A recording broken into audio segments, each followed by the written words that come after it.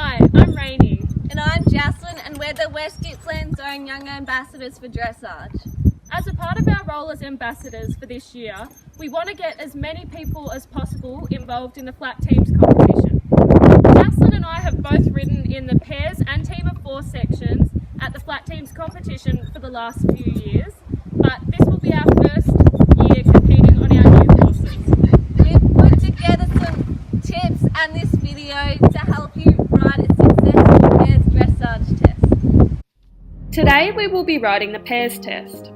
This test, along with the Team of 4 one, is available on the PCAV website now.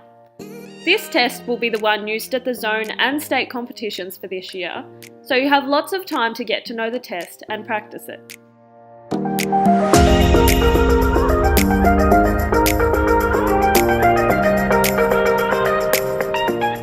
As we begin this video, it is important to note that this is the first time we have ever ridden this test. Therefore, our horses are still getting used to each other and we are still learning the test.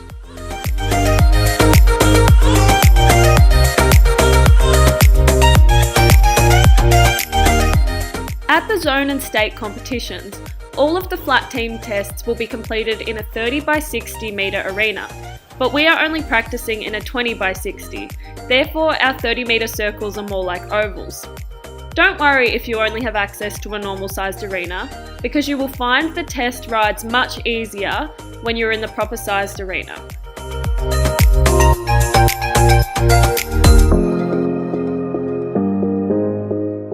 When riding circles, the outside rider rides to the markers and determines the size of the circle. Last year we got talking to one of the judges at the state championships, and she made it very clear that the most important aspect of the test is accuracy. As long as you stay a constant distance apart and complete the movements accurately, then you will score well.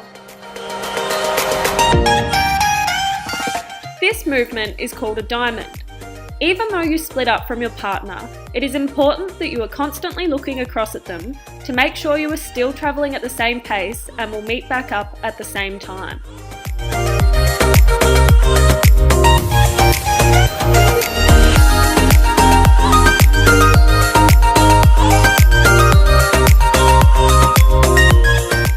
In the pairs and team of 4 tests, whoever is number 1 is allowed to talk throughout the test.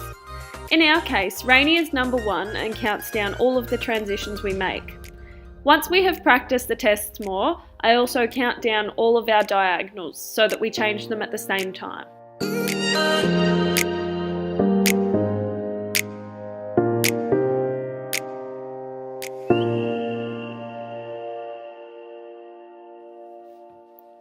You have the choice of who is number 1 and 2. In this test, number 2 leads in all of the canter work. We suggest putting the slower or less experienced horse as number 2, as it can be very difficult for the rider in the lead to keep track of the rider behind them. In this case, Wim the chestnut horse is more experienced, therefore Rainey can easily slow down or speed up, depending on how Jaslyn and her horse are travelling.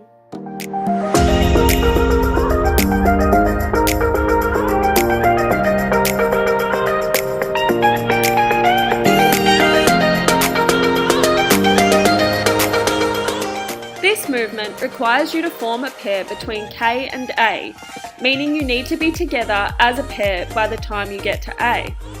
This means that the rider in front needs to slow down and the rider behind needs to speed up to allow for a smooth formation.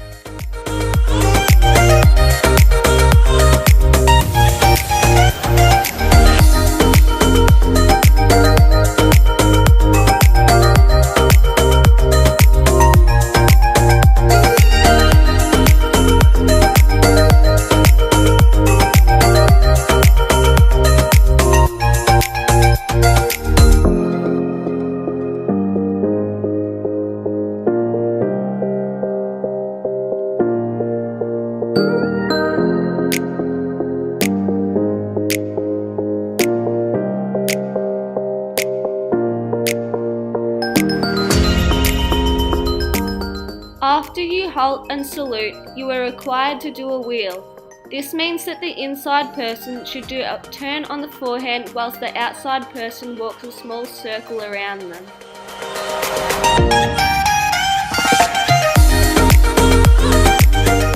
Unlike a normal dressage test, you are also marked on how you leave the arena. So make sure that you keep concentrating and don't talk loudly to each other until you have left the arena.